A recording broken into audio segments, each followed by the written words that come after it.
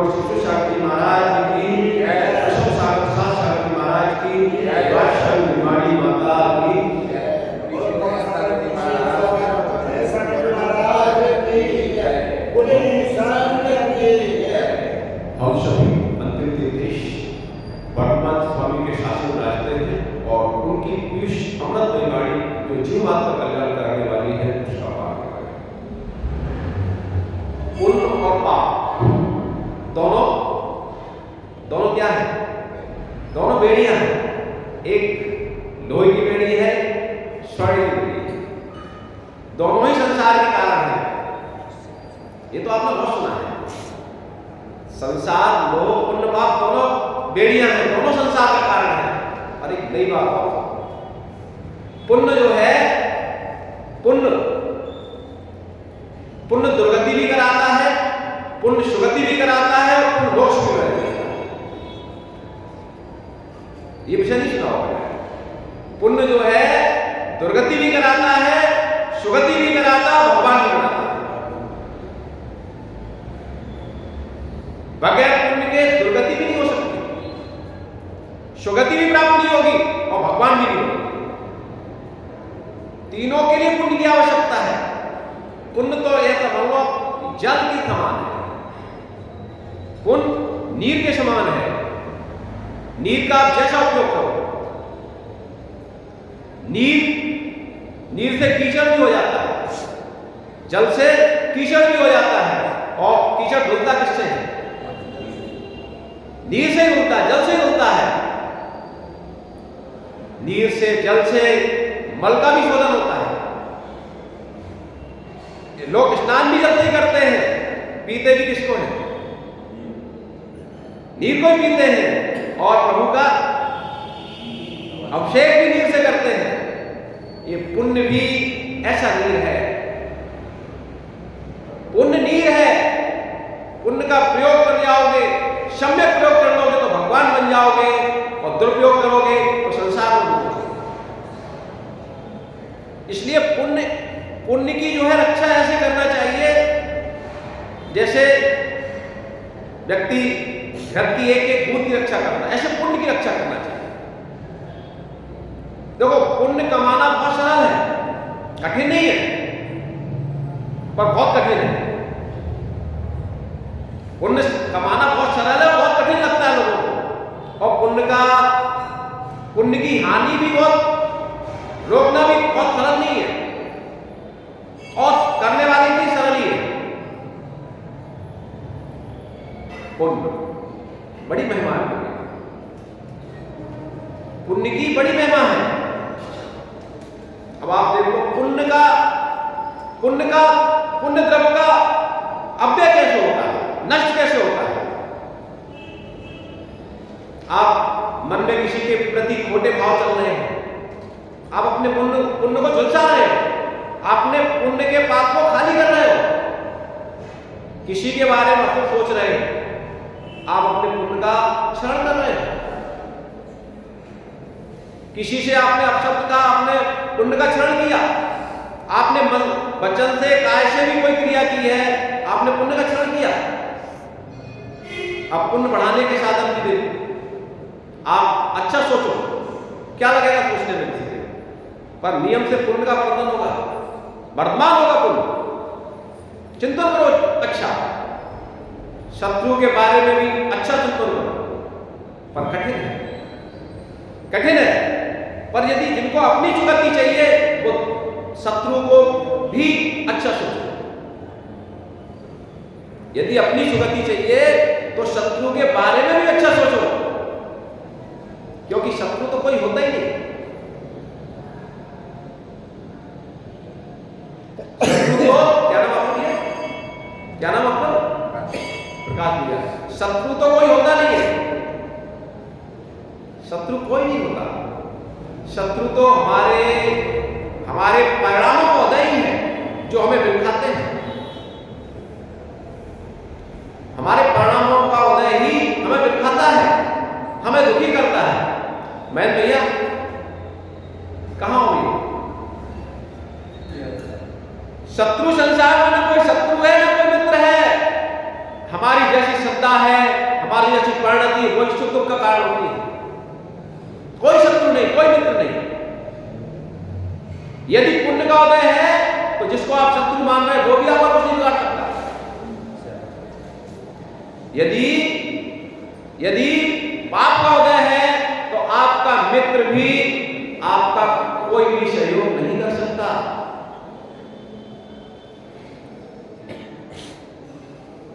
ठीक है बहन भैया, यदि पुण्य का उदय है तो शत्रु कुछ भी नहीं बिगाड़ सकता, और पाप का उदय है तो घर का सगा खास भी कुछ भी नहीं कर सकता। इसलिए पुण्य को संभालो। पुण्य की देखो, पुण्य की प्रार्थना आप किसी जीव की प्रार्थना कर रहे हो, यहां तक यदि आप जड़ का भी प्रार्थना कर रहे हो तो पुण्य का लोभ हो रहा है।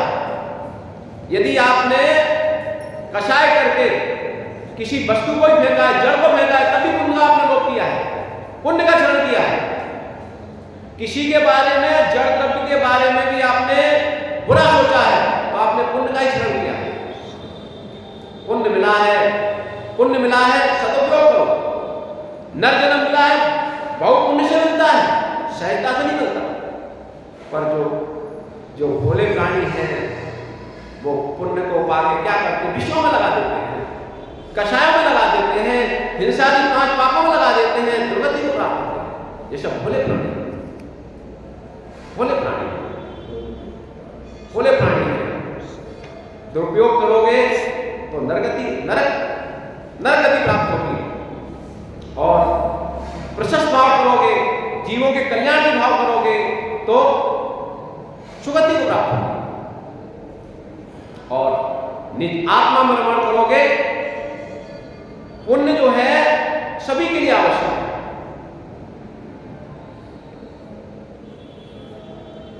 मैं बात किया, पुण्य सभी के लिए आवश्यक है।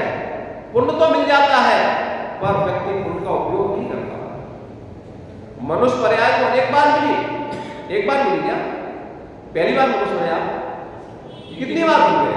एक ही पहली बार है, एक ही बार बोले, पहली बार देखी देखी तो अनेक बार है पर स्मृति में नहीं।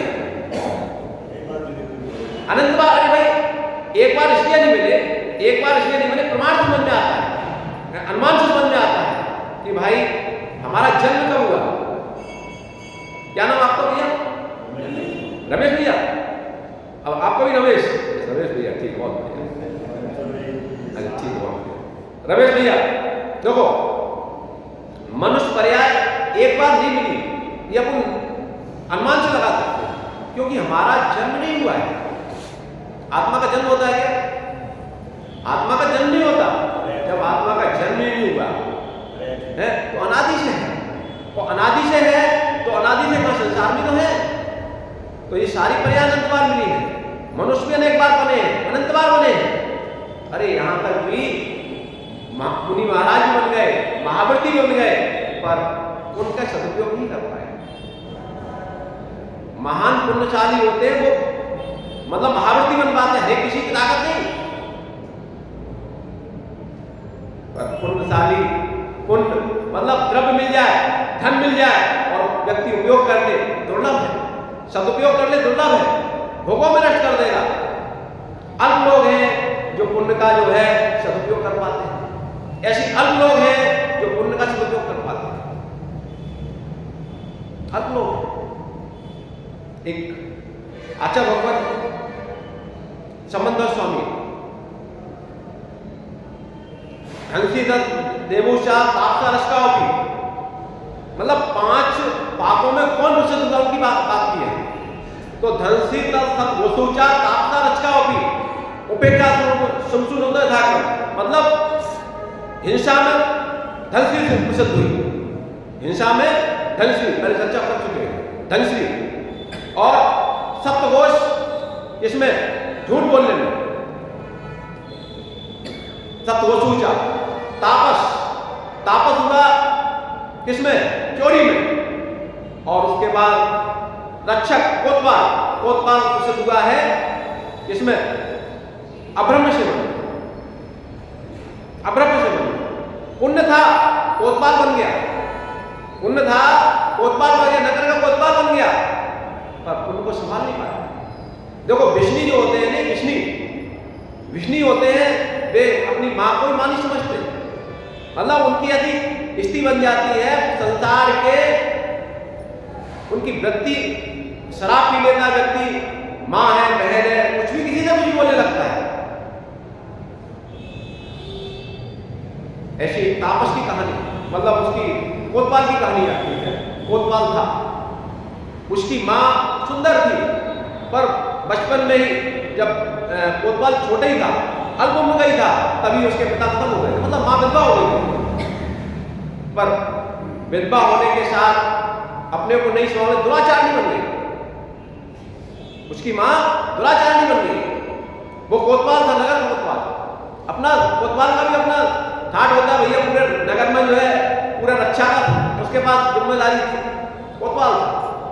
तो एक समय क्या होता है, रात्रि का समय था, तो कोतवाल तो अपनी ड्यूटी निभा रहे थे, तो देखते एक महिला जो है जा रही है रात्रि में एक महिला जा रही है, तो वो पीछे हो लेता है, क्योंकि चरित्रहीन वो भी था, कोतवाल भी चरित्रहीन था। तो वो देखता है, वो स्त्री जा रही थी अपने जार के पास, जार जानते हो, व्यभिचारी को जार कहते हैं, अपने जार के पास जा रही थी, तो वो पीछे लग गया कोतवाल और पहुंचता है, पर वो स्त्री यही समझती है कि वही पुरुष है जिसका हम इंतजार कर रहे हैं, उसी स्थान पहुंचता है और उसका सेवन भी कर लेता है, उस स्त्री का सेवन कर लेता है। अब घर आता है और वो स्त्री एक अच्छा सा हाथ पहने थी, प्रसन्न होके कोतवाल को पकड़ा देती है, एक पकड़ा देती है। अब कोतवाल घर पर आता है, अपनी स्त्री पास पहुंचता है और स्त्री से कहता है, लो भाई हम आपके लिए हार लाए, बढ़िया सा हार लाए। तो स्त्री हार को देखती है, वो दंग रह जाती है, ये हार तुम्हारे पास कहां से आया, ये तो मैंने मां को दिया था, ये हार तो मैंने मां को दिया, आपके पास कहां से आया। अब वो समझ गया यार, तो कुछ मतलब कुछ कारण, तो वो हाल अपनी बात में पटकता है, हाल ही बात, अरे ये तो मां ने हमें दिया था आपके लिए, मां देता, मां ने हमें रखने के लिए दिया था, मां ने हमें रखने के लिए दिया था। पर वो समझ जाता है वो स्त्री थी, वो और कोई नहीं थी, हमारी मां ही थी। पर कुसंगति का जिसको जो है लत लग जाती है, व्यसनी हो जाता है, वो सब अपनी मां मर्यादा को भूल जाता है, क्या उचित है क्या अनुचित है, सब कुछ भूल जाता है, संबंध नहीं देखते, व्यसनी को कोई संबंध नहीं देखते, जिसको लत पड़ जाए वो कुछ भी नहीं समझता। आप देखो, आपको समाचार मिल जाएंगे, क्या है, पिता पुत्री के साथ घटना मिल जाएगी आपको, मतलब क्या क्या, मतलब ऐसे संबंध जिनमें आदमी कल्पना सोच नहीं सकता, ऐसे जो है वहां भी जो है कुकृत करते देखे जाते हैं। अब वो तो जो है उसकी तो आदत पड़ गई थी, अब वो तो क्या करने लगा कोतवाल, अब वो तो जो है सेवन करने लगा कि मां को जानता था मां है, तो मां के साथ सेवन करने लगा। अब उसकी स्त्री भी ताड़ गई, सोचती है, वो भी ताड़ गई कि जो है क्या हुआ, उसने रात्रि में माँ जैसी गई तो माँ के पीछे चल, मैं सासू माँ के साथ, सासू माँ के पीछे लग गई तो सासू माँ अपने स्थान पर पहुंच गई, उसी स्थान पर, और वो पीछे देखती है उनको, मतलब जो है दोनों को देखती है, दोनों को जो व्यभिचार अवस्था देखती है, उसके ऊपर जो है क्या स्थिति होगी, लौट के आ जाती है वापस अपने स्थान पर। अब मतलब संतप्त रहती लगातार, क्या कहे, अपनी पीड़ा किससे कहे, अपनी पीड़ा किससे कहे, क्योंकि जिनकी जो है लत पड़ जाती है उनका कोई मान धर्म नहीं रहता, उन्हें सम्मान की चिंता नहीं रहती। अब उसको नहीं रहा गया, एक बार उसके धोबिन आई, धोबिन कपड़े लेने आती थी, तो धोबिन आई तो उससे कहती है कि क्या है, हमारा पति ही हमारी माँ, अपनी माँ के साथ ही उपचार करता है, धोबिन से कह दिया। तो धोबिन कहती है आप किससे, एक फूल लेने वाली आती थी मालिन, उससे कह देती है कि भाई जो तापस है, जो का नाम वो है कोतवाल है, ये अपनी माँ के साथ उपचार करता है। तो फूल वाला जो मालिन थी, मालिन रानी के पास जाती है, उसको द्वेष नहीं था कहीं कोतवाल से, तो वो कहती है रानी से जाके कि रानी आपका जो कोतवाल अपने माँ के साथ ही उपचार करता है, ऐसा है? हाँ। वो खोज कराती है, वो राजा से कहती है, राजा खोज कराता है, सत्यार्थ देखता है, सत्यार्थ पता पड़ता है, बुलाता है कोतवाल, राजा बुलाता है, दंड देता है, दुर्गति का पात्र बनता है। दुर्गति का पात्र मतलब अब्रह्म सेवन दुर्गति का पात्र भी कराता है। इस गति में भी दुर्गति कराता है और भविष्य में भी कराता है। उनका उदय चल रहा है, आपका वर्तमान में छुप सकता है पर भविष्य में उसका उदय आना नियत है। जब उसका उदय आएगा तब आप नरक में बिलखोगे, कोई नहीं बताने वाला आएगा, कोई बचाने वाला नहीं आएगा। पुण्य क्या है? मैन भैया, रमेश भैया, पुण्य क्या है? पुण्य नीर की तरह है। पुण्य का उपयोग करो, दुरुपयोग करो या भगवान करो। पुण्य दुर्गति भी कराता है, सुगति भी कराता है और भगवान भी बनाता है। जितने भगवान बने हैं पुण्य के अभाव नहीं बने, महापुण्यशाली थे,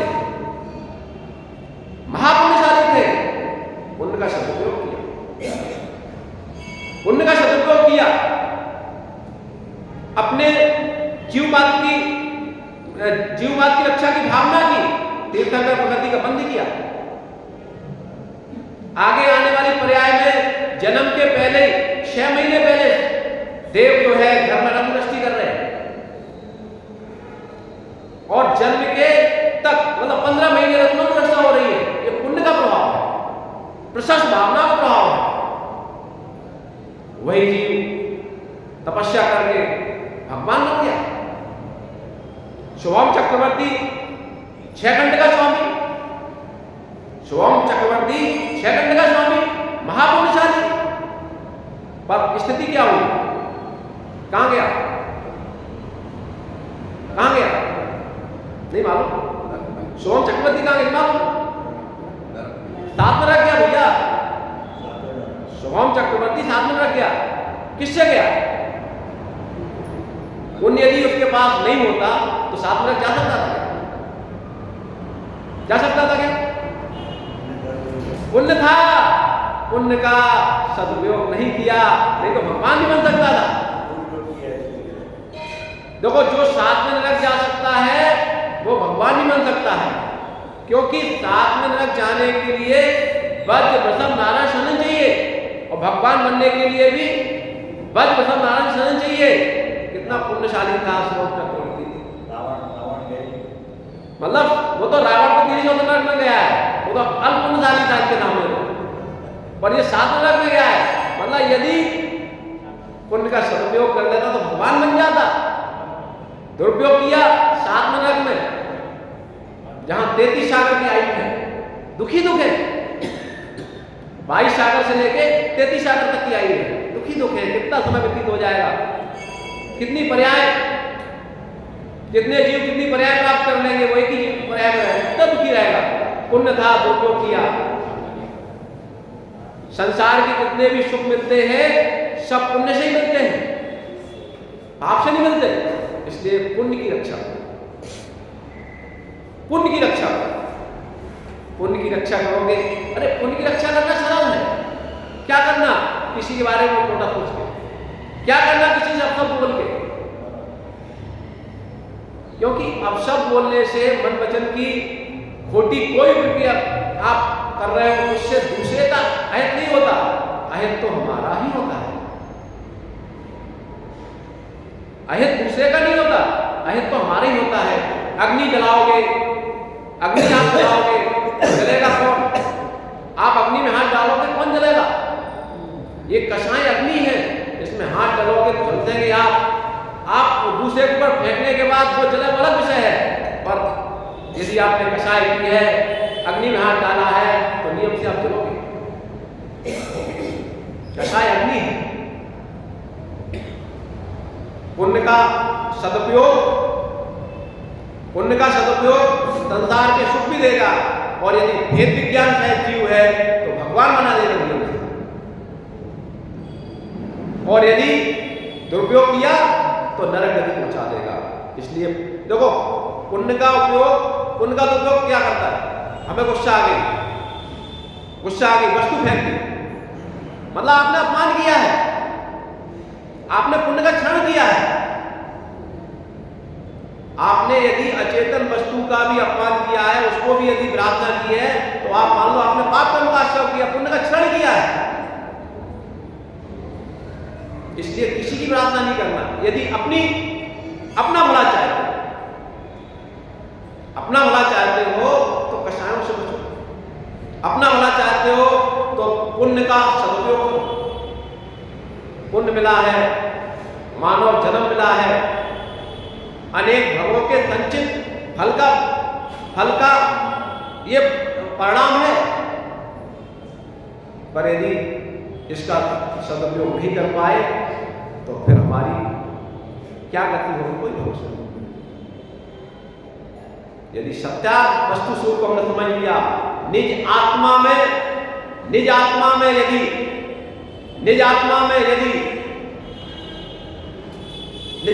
यदि विशुद्धि रूपी अंकुरण का जन्म हो गया इस पर्याय में, तो हमारा मोक्ष जाना नियत हो जाए। यदि हमारी निज आत्मा में विशुद्धि रूपी पुत्र का जन्म हमने कर लिया इस पर्याय में, तो हमारा मोक्ष जाना नियत।